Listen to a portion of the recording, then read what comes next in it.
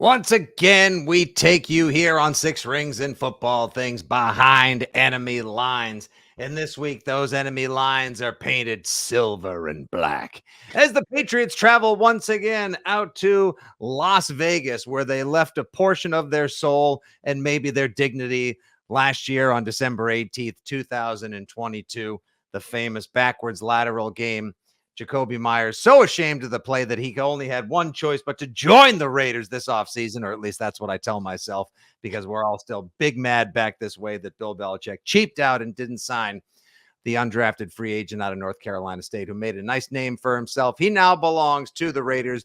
And speaking of the Raiders, we are joined once again today on Six Rings and Football Things for our Behind Enemy Lines podcast by the one and only Mr. Scott Gulbransen, one of the co-hosts of Silver and Black Today, our Odyssey sister family football podcast, who's going to give us a little insight as to what's going on in the wide world of Raiders and just what they're saying about the Patriots and what legitimately, Scott, is Patriots West. So thanks for joining us once again, buddy. Good to see you. Yeah, good to see you. You talk about the infamous lateral now in Jacoby Myers, who actually is the Raiders' second top receiver behind Devontae Adams right now. But then you have that weirdness, and then you have the absolute strangeness of what happened with Chandler Jones, who was the guy who picked up the ball and ran for the touchdown. He's now out of the league. Even today, tweeting out crazy stuff about Josh McDaniels and Bill Belichick and Robert Kraft knowing about Aaron Hernandez's murder, all this other stuff. It just gets strange. So these two teams coming together, it seems like right now is going to offer us another opportunity for some maybe interesting storylines. I don't know if there's any way that this year's game could possibly live up to the beyond surreal finale of that. But Andy, Scott does bring up a good point. Maybe everybody involved in that play is cursed forever. Well, Mac Jones looks like he's cursed. Ramondre Stevenson looks like he's cursed. Bill Belichick seems cursed. So, yeah, we could probably fill out a nice 30 for 30 on the cursing of all things from that play. Actually, our first ever 30 for 30 here on Six Rings. The curse of the Myers lateral. Except Jacoby escaped it seems, by switching sides as well. Funny how that's worked out. So we'll get to what you guys have to say about Kobe and how he's doing. Looks like he's doing very well for the Raiders. But just sort of give us, let's set the table with where you think this season is right now, how things are going. Obviously you switch quarterbacks, you let Derek Carr go. McDaniels does what he does, which is drives out the incumbent starter somewhere else, brings in his guy. 1 minute Jimmy it's kind of like the Garoppolo effect in a lot of ways. Like 1 minute he looks spectacular, and the other minute, as the kids like to say, pretty sus. Yeah, there you go. It's interesting because to your point about the McDaniels way and what he's doing in Las Vegas, I think, look, we talked a little bit about it last year with the situation with Derek Carr. It was time for both those parties. I called it, and at the time, an amicable divorce. Now it ended poorly because Josh McDaniels benched him the last 3 games of the season, and Derek Carr just basically left the team and then went away in free agency. And so you look at what happened with the Raiders. And you say, okay, so we're going to sign up. We're going to get a new quarterback. A lot of folks wanted the Raiders to try to move up in the draft. There was a lot of energy for CJ Stroud, which turns out to be accurate. He's done well in Houston with a pretty bad team down there, and you got to like what's going on. But so everybody was sort of on board with switching. Then they signed Jimmy Garoppolo. It's like, well, wait a minute. Jimmy Garoppolo, well, he's a winner. He's done this. And Josh McDaniels said that from the very day they signed Jimmy G, they said, well, we like him because he's a veteran. He knows how to take care of the ball, and that's what we need. So in essence, what they were saying, guys, was we need a bridge quarterback until we figure out what the heck we're going to do for the next 10 years. And so that's fine. You can understand that because you have an offense that is the 5th highest paid. Again, not making a mistake there. The 5th highest paid offense in the NFL against the cap, the Raiders. And so you figure, okay, they're going to be pretty good on offense. The defense was a big question mark. A lot of young bodies, a lot of new bodies there. And they made a draft pick out of Tyree Wilson at number 7 at defensive end. So you saw that and you thought, okay, there was some hope and optimism. What's happened so far this season, gents, has been Jimmy Garoppolo is to use the Vegas terms, you just crapped out. Jimmy Garoppolo has been a poor bet for Josh McDaniels and Dave Ziegler. I said at the beginning of the year, they were like fraternity boys, man. They're saying, first time in a casino, I'm putting all my chips on black, and black is Garoppolo. And guess what? It hits red because so far he's just been off. He leads the league in interceptions, 7 interceptions to 6 touchdowns. Of course, he's already missed 1 game. We knew that was going to happen, so that's not a surprise. But what's been weird about it is the rate at which he's throwing interceptions. He leads the NFL in that. 5.3% of his passes are intercepted, basically. He's the highest in the league. The next highest behind him is Daniel Jones at 4. So he has not acclimated well to returning in the fold with Josh McDaniels. And so this offense has sputtered. The Raiders offense has not scored 20 points in 6 games. So that goes back before this year. And so they're not moving the ball with all of that. Davante Adams, in his veteran, smart way, has shown his frustration. And so this offense can't move the ball. Defense is coming along now, but overall, it's a weird situation. They win a game, and everybody was complaining about how poorly the offense played. So Raider fans are kind of seeing between the lines here and understanding that, boy, things are not well, and whatever Josh McDaniels planned doesn't seem to be going according to plan. So what factor does Josh Jacobs play in that? Because obviously he was caught up in the whole world of running backs and devaluation and franchise tags, and he sits out. And you have 2 running backs in this game who I think both teams thought were key parts of the offense, and both are averaging less than 3 yards a carry. Where is Josh? Is Josh Jacobs not running well? Is the line not good enough? Is he still knocking off the rust from missing time? Like, where's Josh Jacobs? It's a great question, and one that I've asked over the weeks, because clearly you miss camp. Guys say, oh, well, they're in great shape, and they are in great shape, right? They're world-class athletes, but there's game shape and then there's good shape. And so I think it took Josh Jacobs a little bit.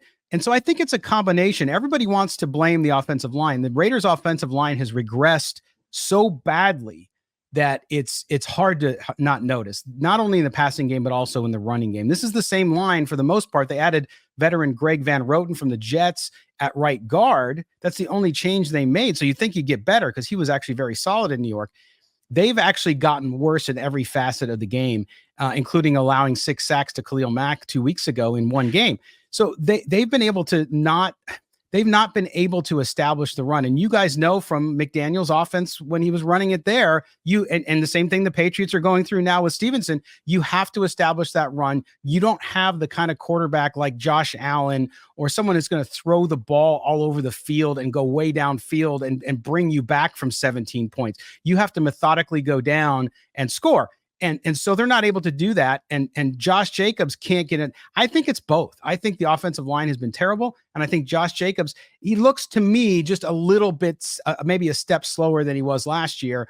And why? We don't know. Is that because he missed camp? Not sure. But now you're getting into week 6 and you should be in pretty good game shape. So this will be interesting to see which of these teams, unless they both can get the run game going and maybe take a little pressure off of their fragile quarterbacks to maybe to matriculate down the field and score some touchdowns. It's Italian. It's fragile. Fragile. Exactly. Yeah, and the last really good game Ramondre Stevenson had was December 18th, 2022. He had 19 carries for $172 and a touchdown. But of course, is most remembered not for scoring what should have been the game-winning touchdown, and whether or not Keelan Cole was in bounds or not, that's not a matter to debate and discuss at this point, but rather beginning the lateral that went back to Myers, which went to Jones, not Mack, but Chandler, et cetera. And yeah, if you stop and think about it, we've been saying that the G in Jimmy G stands for generous, because he's just been giving the ball away so much, even making Mac Jones almost look like he's been working on his ball security. But Mac has 3 pick sixes now, which is just unheard of. Both teams have running backs that aren't performing up to snuff, that people are ruining from I used a first-round pick on you in fantasy, all the way to you. Hey, I thought it was going to be fun to buy your jersey and, see you perform every Sunday. Underwhelming offensive lines, quarterbacks that are giving the ball away too much. Again, we're trapped in a cruel mirror game. But the one thing, Andy and Scott, that I feel like the Raiders have is, if you're just going to if the Pats and the Raiders are just going to butt heads and be quite comparable to each other with so many former Patriot coaches and scouts, you guys have some high-end elite talent. True. And I don't see, if it comes down to just, who's got someone who can make the play. Myers is performing very well. Adams at any given moment could go off, especially against a banged up Patriot secondary.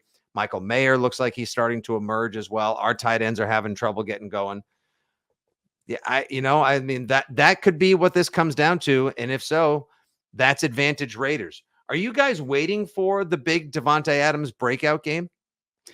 Yes, I mean last week against the Packers. I mean the Packers team is not very good, right? They're young. They're trying to put it back together with a young quarterback, and Devontae Adams was targeted twice, or excuse me, 4 times. He was targeted 4 times, caught all 4 passes, a couple short ones, a couple medium range ones. And after the game, they asked Devontae Adams, well, because Josh McDaniels came out, and you guys know Josh McDaniels. He's not exactly descriptive. I mean, he's not Bill Belichick, but he's also not very great at press conference and kind of answering questions. So they asked Josh McDaniels, well, how come you didn't get the ball more to Devontae Adams? I mean, he's your best receiver. He's playing his old team. Well, they were doing some things and taking him out of the game. Then you talk to Devontae Adams, who says, yeah, I get double teamed and bracketed in every game I play. It happens in every single contest, but you still need to get me the ball, is what he said. So he was gently saying, yeah, they're not targeting me enough. So I think that's part of the problem. But what we've seen with Garoppolo is, you're right, the turnovers, what we call, and we got this from our San Francisco brethren, which was called the Jimmy Gimmies. And he's been doing that, but he's also not seeing receivers downfield. I know you've had a little bit of that with Mac Jones too. So there's some of that, but yes, there is talent there. And that's why I mentioned the amount of money they're spending on their offense, because you look at it, of course, the Gruden Mayock years were horrific for drafting talent, not only players that got in trouble and are no longer with the team, but also guys that just didn't pan out. And that's what's remarkable to me about Bill Belichick, because I think the Patriots, I think Bill Belichick, it's hard to argue that he's the greatest, not the greatest coach, of course, in NFL history, because he is. But what have they been thinking over there, up there, Back Bay, wherever you guys are? What have they been thinking about drafting? Because I'm blown away that the Raiders have this talent, can't get anything out of it. And then you look at the Patriots and they don't seemingly have any. And what's been going on? Well, they've been blowing a lot of draft picks. They've been spending money poorly. The new collaboration that Robert Kraft has sold fans over the last 2 or 3 years with Matt Groh hasn't exactly panned out. And even when they hit on one, Christian Gonzalez, who looks like an absolute stud, well, he's gone for the year and he's out of the mix. So, just the usual problems coming together in a big cauldron of misery for Patriots fans, which brings me to my big picture question, which maybe I should have asked first. Both teams, I think, right now have coaches that are under fire to varying degree, depending on which fan or media analyst. We all saw the other night, and I don't know if you got to the bottom of this, when Mark Davis in his suite called somebody an a-hole, very obviously on national TV. He was talking to me. No, hey, I've been called worse by Bill Belichick. Is Josh McDaniels in it for the long haul in Vegas? Is the Patriot Way West? Patriot Way East is struggling, and people are calling for Bill Belichick to be fired. Where does Josh McDaniels stand in his stability? It's a great question, and one I'm getting when I talk to people all over the country, because Josh McDaniels in his second stint as a head coach is 8-14. Okay, so it's not going real great. He inherited a team. I know the Raiders team, after the John Gruden disaster and the Henry Ruggs acts, all that stuff, they made the playoffs. Like they rallied behind their interim coach, Rich Bisaccia, who now coaches special teams for the Packers. They rallied behind him. They made the playoffs. Should have beat the Bengals, who went on to the Super Bowl, by the way, but they turned the ball over. It was a great game.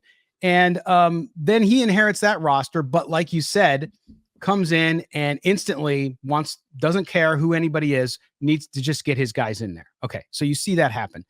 But now you get into year 2, the owner, Mark Davis, said, hey, we're on the same page. Ziegler, McDaniel, and I are on the same page. We're preaching a little patience. And so when he said patience, as you guys know, covering the sport, that perked up my ears and said, okay, he's getting a pass this year. Because if he says patience, that means he's not focused on winning a division title or making the playoffs. Who knows what their internal goal is. But to me, that's the key, is how long can they go with McDaniels doing it before the locker room starts to wane away. And I think that's the key here. I think he's got a pass. I don't think he'll get fired this year. I really don't, unless something crazy happens and he loses Devontae Adams in the locker room. He loses other leaders in the locker room like Max Crosby. If that happens and devolves, and you guys have been around locker rooms, that can happen very quickly, or it can take a lot of time to develop.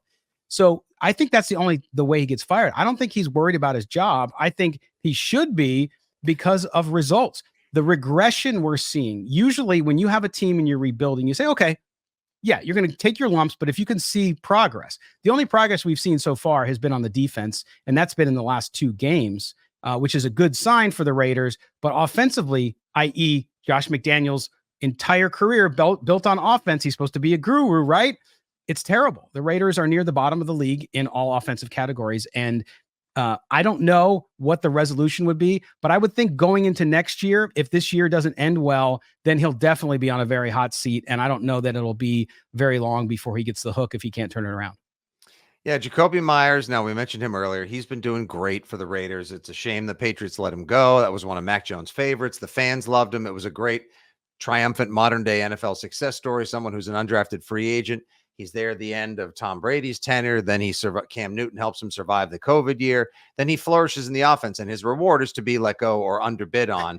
And the Patriots replace him with Juju Smith-Schuster, which is like basically taking a healthy 19-year-old and swapping him out for a corpse. It's just been awful. It's just like the Juju Smith-Schuster experiment has been absolutely brutal. But you guys must like love what Myers has done for the team thus far. Yeah, but I have to go back to one thing you said, Fitzy, which was the idea, the kind of what you've seen from Belichick, where like you just mentioned, the Jacoby Myers situation where he does so well, fits well, the quarterback, is in sync with him, which is great for your team. And it's like, yeah, see ya. And Josh McDaniels does the same thing, by the way. So he learned from the master. He's doing the same thing. He did the same thing with Hunter Renfrow, right? Now, we'll talk about Jacoby Myers in a second, but the same thing with Hunter Renfrow, a really good slot receiver in the NFL. He just disappeared off the face of the football map. You're right. $14 million he's making this year, and they're not using him. And they keep asking McDaniels about, oh, no, he's in the game plan. Well, he's in the game plan. How is he in the game plan? You're not using him. So it's very strange, this kind of whole management issue there. But with Myers instantly came in, and that's the one guy that Jimmy Garoppolo is locked in with. He seems to have a second nature just vibe with him. And so he goes to, his primary receivers have been Myers number 1, Adams number 2, and then Josh Jacobs out of the backfield number 3. So Myers has been a huge addition. People were skeptical about him coming over. I'm like, well, you weren't paying attention to what he did in New England. As fans tend to do. They're not going to pay attention to teams necessarily outside their own division, at least. And so he came in here and he has been just a great addition and been key and clutch. Every time they need him to make a big catch, he's made it when he's given the opportunity. Yeah, he's one of those guys. I always said you'll never regret having him in your locker room or on your team. He's not going to carry you. Like, he's not truly elite. He's not a number 1, but you'll never, ever regret handing him a paycheck and asking him to come to the game and perform his duties. The Renfrow thing's interesting because it caused me to say one of the dumbest things I've ever said. I believe when Josh took the job, I said Renfrow might have 140 catches because I just thought he was a slot receiver in the mold of the Patriot. Like, absolutely. That is remarkable how that has not worked. But I did want to flip to the other side of the ball because you get a win last week. You forced turnovers. On paper, the defense maybe isn't all that good over the totality of the season. But where are the gains coming defensively in terms of coming up against the Patriots offense that's scuffling, that might be willing to give you chances to take the football away? Where are the gains coming for the defense? Well, they're really coming up front. It starts with Max Crosby. Of course, he was the AFC Defensive Player of the Week. The guy is just phenomenal. I don't care who your team is. If you watch this guy play, you're like, that's a football player. Yep. And so it starts there. And it was interesting in this game against the Packers. And I use this as an example because the Raiders all over have struggled on defense. Their linebacking core is not great. They went out and signed Robert Spillane from the Steelers. They have a young guy they developed over the last couple of years called Malcolm Kuntz, who's doing pretty well there as well. And Divine Diablo back there and they kind of swap in at end too. They move up. And so you see what they're doing and you see Max Crosby starts to just generate energy. And then the rest of the defense follows suit. It was really amazing to watch. But you also see the defensive backfield for the Raiders, which is banged up as well too. They were missing their top 2 cornerbacks the past 2 games, and they held the Chargers and the Packers to 1 touchdown in 6 quarters. Right. This is a defense that's been near the bottom for a long time. And you're seeing that with Amik Robertson, a 3rd-year player out of Louisiana Lafayette. He had the final pick against the Packers, correct? Yes, he had the final pick against the Packers. He has the best rate against pass coverage in the league right now. So they're doing it with guys that are on. Trayvon Morig, a safety that they signed, drafted out of TCU. He struggled last year. His first year as a rookie did really well. we thought he'd be a Pro Bowler in year 2. That's how good he was. Not that Pro Bowl means much anymore, but he regressed last year. And then now this year he's playing really well. They added Isaiah Epps on the back end as well. And then Tyler Hall Jr., a guy they activated from the practice squad. So they're giving guys opportunities due to injury and they're taking advantage of it. But it just seems like the defense has finally started to kind of communicate well, and they're getting a push up front. It's not enough yet. They're still a little bit weak up front, but they're starting to get more of that. And what they're doing, guys, which is really interesting, you'll see this, they're taking Max Crosby and they're putting him all over the line. They're even putting him inside at times because they're not generating a lot of pressure there. So they've moved him around, and that has worked. He's become like this defensive tackle, edge, whatever you need me to be guy, and he's blowing people up. So it's worked really well for them, and it's given a little bit of a reprieve to the back end who's gotten time to catch up. Hat tip to old pal Patrick Graham coming up with the idea to use Max Crosby, a generational talent along the line and coming off the edge. Must be nice to have players like that, Andy, guys that can wouldn't know. Yeah, wouldn't know. We had somebody who was good, but he was left in a football game that was out of hand, got injured, and now the Patriots pass rush defensive line suffers for it as well. Injuries have been a big part of why the Patriots are not performing up to anything resembling Patriots standards. A lack of talent as well. Anyone around here who's picking the Patriots this week basically is saying just because, or they're due, or it can't get worse, can it? Which is a terrible way to look at things. So when we get you out here, Scott, this has been really, really insightful stuff on the organization overall and how the silver and black look at the 6-time champs. How do you see the game going down? Sort of what's your feel for the way this revenge match, if you will, from last December's shocker is going to go? And if things do go the way of the Raiders, could you maybe give us a player on offense or defense, not named Adams or Max Crosby, who you think could be a difference maker or that we'll be talking about on our post-game show Sunday night? Yeah, I mean, look, I've refused to pick the Raiders in the game except for week 1, and I was right there, just because I have not seen from them enough to say, I think they're going to win this game. I think they do win this game. I think they have to win this game, by the way, at home, not just because of the Belichick McDaniels vibe there and that whole connection, but just because they need it. They have a really soft stretch in their schedule right now, and then it gets a lot harder. So they're the next out of 4 out of the next 5 games, they're facing teams that are 1-4 or 2-3 at this point. So they have an opportunity to catch up. So I think they need to do that. I think offensively, in this game, you'll see Devontae Adams have a big game. I think you'll see Myers, of course, against his old team do well, but I really think it's going to be a Devontae show. And I think you'll see Josh Jacobs actually do more as a receiver out of the backfield as they try to shut down the middle there and the offensive line continues to struggle. And then defensively, just watch Max Crosby again. Any last ones from you, Andy? No, I just realized now when we do these, the people talk about the fact that it's the start of a soft stretch of the schedule where you need to take advantage. The Patriots have become a get right team, the team you get right against, you make plays against, you feel better. Like I don't know where this is going in my strange upside down world of covering the New England Patriots. This is a whole new ball game for us. Yeah.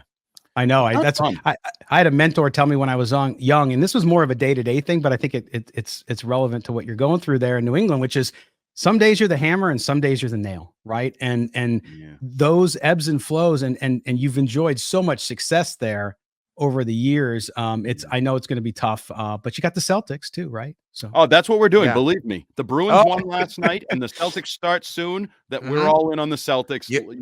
Exciting team. A team that goes out and acquires stars, big time, invests, and to complement their stars to try to actually achieve greatness and win a championship, as opposed to sitting on their thumbs or replacing good players internally with players they have no organizational familiarity with. I should have known. You're wearing black, Scott, and you've got green in your backdrop as well. So secretly, you're a Bruins and Celtics fan, obviously. So we thank you for that. Oh, Golden Knights, baby. Sorry. I know. Must be. Let the coach go, and he brings the Stanley Cup back to Cape Cod this summer, which he should have done as well. And I, for one, laud him for being such a gentleman about the entire experience, and good for Bruce Cassidy because he was great when he was here as well. I was at that. I was at the game last year, and it was a wild experience. And I've described it to Andy as basically the nightclub with a football stadium with a football field in it. It's an insane place to take the game. And now you guys have the Sphere down the street as well. Have you connected with any Raiders? Like, how do Raiders fans feel now? Because they have to take, like, it's an hour and 15-minute flight, or it's a 7.5-hour drive. Like, yet still the silver and black attack shows up there as well. But like, do any Vegas people actually go to the games? They do. It's interesting. I'm doing a story. I write up on sportsnot.com, and I'm doing a story right now about this phenomenon where you saw Lambeau Field taken over by Lions fans. You saw the Notre Dame Stadium, 40% of them were Ohio State fans when they played. It's a growing trend. And in Las Vegas, it's magnified because it's Las Vegas. If you're with three buddies and you want to go see the Patriots one time a year on the road together, where are you going to go? It's cold. Right. And okay, I'll go to Vegas. Yeah, sure. I'll go to. So it's that, but talking to the experts that I've talked to, they all said the main factor is winning. If you win, fans from the local market and from the team are going to want to go to the games, and they're not going to sell their tickets like they would if you're struggling or if you're below 500 or things are not going well. So I think you'll see it, but yeah, it's a unique experience. Raider fans are really bothered by it, but you're starting to see it other places too. So I don't think it's strictly Las Vegas, but they just got to do what Al Davis said, and that's just win, baby. That's right. Nice. That's right. Nice. And Andy and I are very much looking forward to 40 to 50% Bills fans next week at Gillette Stadium as well. Yep. The shame of it all. All right, you can give him a follow at LV Gully. It's the Silver and Black Today podcast here in the Odyssey football family. Scott, thanks so much for your time. We appreciate it. Great chatting with you. We'll talk to you again sometime soon. Have a great rest of your season, brother. Thank you, man. I appreciate it. Have a good one. Thanks, you. Scott.